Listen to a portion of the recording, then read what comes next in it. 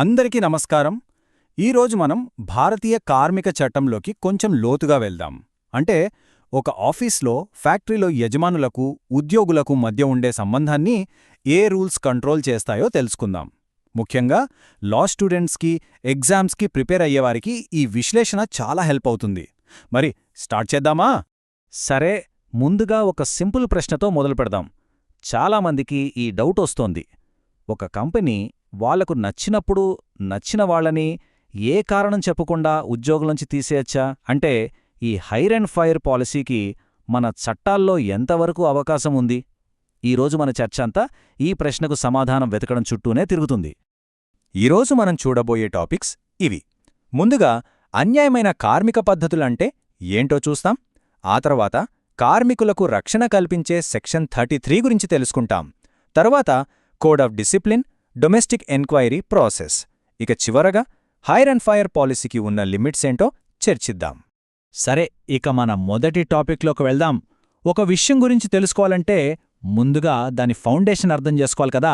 ఇక్కడ మన ఫౌండేషన్ ఏంటంటే అసలు అన్యాయమైన కార్మిక పద్ధతులు లేదా అన్ఫేర్ లేబర్ ప్రాక్టీసెస్ అంటే ఏమిటి? సింపుల్గా చెప్పాలంటే ఒక కంపెనీలో ప్రశాంత వాతావరణాన్ని పాడుచేసే ఏ పనైనా అన్యాయమైన కార్మిక పద్ధతి కిందకే వస్తుంది. ఇది ఇండస్ట్రియల్ డిస్ప్యూట్స్ యాక్ట్ 1947 ప్రకారం పూర్తిగా నిషేధం. ఎగ్జామ్స్ పాయింట్ ఆఫ్ వ్యూలో చూస్తే ఈ డెఫినిషన్ చాలా చాలా ఇంపార్టెంట్. ఇక్కడొక విషయం గమనించాలి. ఈ రూల్స్ కేవలం యజమానులకే కాదు, కార్మికులకు, వాళ్ల యూనియన్లకు కూడా వర్తిస్తాయి. ఉదాహరణకి, యజమానులు యూనియన్స్ను కంట్రోల్ చేయాలని చూడకూడదు. అలాగే కార్మికులు కూడా ఇల్లీగల్ స్ట్రైక్స్ చేయటం లేదా పనిని కావాలనే స్లో చేయటం లాంటివి చెయ్యకూడదు. అంటే చట్టం ఇద్దరినీ బ్యాలెన్స్ చేస్తుందన్నమాట. ఈ రూల్స్కి ఎంత పవరుందో చూడండి. 1995లో హిందుస్థాన్ లీవర్ కేసులో సుప్రీంకోర్టు ఒక క్లియర్ జడ్జ్మెంట్ ఇచ్చింది. ఉద్యోగులను వేధించడమనేది ఒక అన్యాయమైన కార్మిక పద్ధతి. అలాంటప్పుడు కోర్టులు ఖచ్చితంగా జోక్యం చేసుకుని కార్మికులను కాపాడతాయని చెప్పింది. ఈ కేసు పేరు చాలా ముఖ్యం, గుర్తుపెట్టుకోండి. రైట్. ఇప్పుడు మనం చాలా ముఖ్యమైన సెక్షన్కు వచ్చేశాం. ఒక యజమానికి, ఉద్యోగికి మధ్య ఏదైనా గొడవ కోర్టులో నడుస్తోందనుకోండి. ఆ టైంలో ఉద్యోగి పొజిషన్ కొంచెం వీక్గా ఉంటుంది. సరిగ్గా ఇలాంటి సమయంలోనే వాళ్లను ప్రొటెక్ట్ చేయడానికి చట్టం ఒక కవచంలా ముందుకొస్తుంది. అదే ఇండస్ట్రియల్ డిస్ప్యూట్స్ యాక్ట్లోని సెక్షన్ 33. అసలు ఈ సెక్షన్ 33 ఉద్దేశమేంటి? సింపుల్గా చెప్పాలంటే స్టేటస్ కో మెయింటైన్ చేయడం. అంటే వివాదం తేలేంతవరకు యజమాని సడన్గా ఉద్యోగి సర్వీస్ కండీషన్స్ మార్చడం కానీ, వాళ్లను శిక్షించడం కానీ చేయకూడదు. ఇది వాళ్లను వేధింపుల నుంచి కాపాడుతుంది. సరే, మరి యజమాని పరిస్థితి ఏంటి? వాళ్లేం చేయలేరా? వాళ్ల చేతులు కట్టేసినట్లేనా? ఇది కూడా ఒక మంచి ప్రశ్నే. దీనికి సమాధానం కూడా సెక్షన్ 33లోనే ఉంది. దాని గురించి ఇప్పుడు చూద్దాం. ఇక్కడే అసలు విషయముంది. చట్టం ఏం చేసిందంటే తప్పుని 2 రకాలుగా చూస్తుంది. ఒకటి, నడుస్తున్న కోర్టు కేసుకు సంబంధమున్న తప్పు. దీనిపై యాక్షన్ తీసుకోవాలంటే యజమాని ఖచ్చితంగా ముందు పర్మిషన్ తీసుకోవాలి. రెండోది, ఆ కేసుకు ఏమాత్రం సంబంధం లేని తప్పు. దీనికి యజమాని శిక్షించొచ్చు, కాని 1 నెల జీతమిచ్చి ఆ తర్వాత కోర్టు అప్రూవల్ తీసుకోవాలి. ఈ చిన్న తేడాను అర్థం చేసుకోవడం చాలా ముఖ్యం. ఒకవేళ యజమాని ఈ రూల్ పాటించకపోతే అప్పుడేమవుతుంది? దీనికి సుప్రీంకోర్టు జైపూర్ జిల్లా సహకారీ బ్యాంక్ కేసులో ఒక పవర్ఫుల్ జడ్జ్మెంట్ ఇచ్చింది. అప్రూవల్ లేకుండా తీసేస్తే ఆ తొలగింపు వాయిడ్ అబ్ ఇనిషియో అవుతుంది. అంటే చట్టం దృష్టిలో అసలా తొలగింపు జరగనట్టే లెక్క. ఆ ఉద్యోగి సర్వీస్లో కంటిన్యూ అవుతాడు. చూసారా ఈ సెక్షన్కి ఎంత పవరుందో? ఓకే, ఇప్పటిదాకా మనం ఏవి చెయ్యకూడదు, ఎలాంటి ప్రొటెక్షన్స్ ఉన్నాయి అనే విషయాలు చూశాం.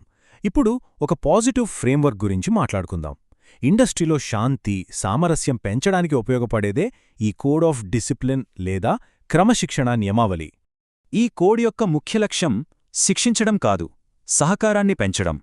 అందరూ కలిసి మాట్లాడుకోవడం, వివాదాలు వస్తే కూర్చొని పరిష్కరించుకోవడం, అనవసరమైన సమ్మెలు, లాకౌట్లు లేకుండా చూసుకోవడం, ఇలాంటి పాజిటివ్ విషయాలపై ఇది ఫోకస్ చేస్తుంది.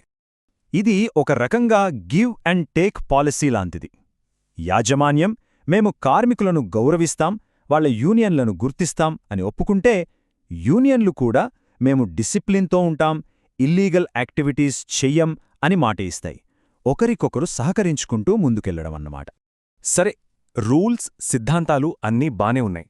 కాని ప్రాక్టికల్గా ఒక ఉద్యోగి ఏదైనా తప్పు చేశాడని ఆరోపణ వస్తే పరిస్థితేంటి?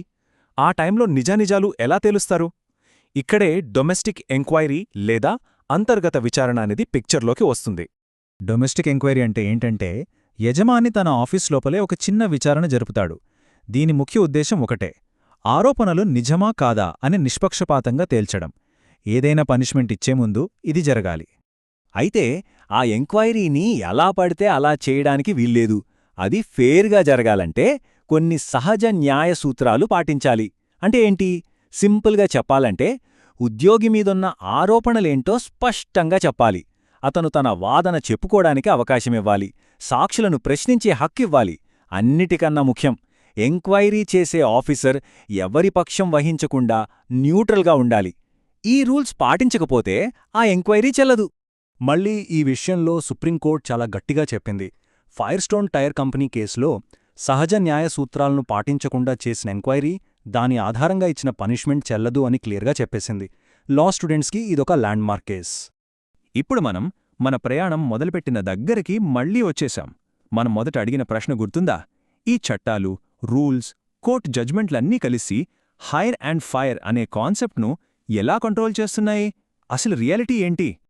చూడండి, మన చట్టాల ప్రకారం ఒక పర్మనెంట్ ఉద్యోగిని సరైన కారణం లేకుండా తీసేయడం దాదాపు అసాధ్యం.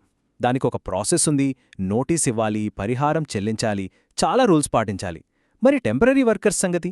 వాళ్లను తీసేయడం కొంచెం ఈజీనే. అయినా యజమాని కావాలనే దురుద్దేశంతో తీసేస్తే మాత్రం వాళ్లక్కూడా చట్టపరమైన రక్షణలు ఉంటాయి. ఇక ఫైనల్గా మనం మొదటి ప్రశ్నకు సుప్రీంకోర్టు ఇచ్చిన అల్టిమేట్ ఆన్సర్ ఇదిగో. ఎప్పుడో 1971లోనే అత్యున్నత న్యాయస్థానం చెప్పేసింది, ఆ పాతకాలపు హైర్ అండ్ ఫైర్ పాలసీకి మోడర్న్ ఇండస్ట్రియల్ లాలో చోటు లేదు. ఏ ఉద్యోగిని తీసేసినా అది న్యాయంగా, నిష్పక్షపాతంగా, సహేతుకంగా ఉండాల్సిందే. ఈ ప్రిన్సిపల్స్ కేవలం కోర్టులకే పరిమితం కాలేదు. 1999లో వచ్చిన సెకండ్ నేషనల్ లేబర్ కమిషన్ కూడా దీన్నే చెప్పింది. లేబర్ చట్టాలను సింపుల్గా మార్చాలి, కాని అదే సమయంలో కార్మికుల హక్కులను కాపాడాలి. ముఖ్యంగా అన్యాయమైన పద్ధతులపై స్ట్రిక్ట్ యాక్షన్ తీసుకోవాలని సిఫారసు చేసింది. సో ఇది నిరంతరం జరుగుతున్న ఒక సంస్కరణల ప్రక్రియనమాట. ముగింపుగా ఒక చిన్న ఆలోచన. ఒకవైపు దేశ ఆర్థిక వ్యవస్థ పెరగాలి, కంపెనీలకు ఫ్లెక్సిబిలిటీ ఉండాలి. మరోవైపు కార్మికుల హక్కులను కాపాడాలి. ఈ రెండిటి మధ్య కరెక్ట్ బ్యాలెన్స్ సాధించడమెలా? ఇది ఈనాటి లేబర్లా ముందున్న అతిపెద్ద ఛాలెంజ్. దీని గురించి ఆలోచిద్దాం.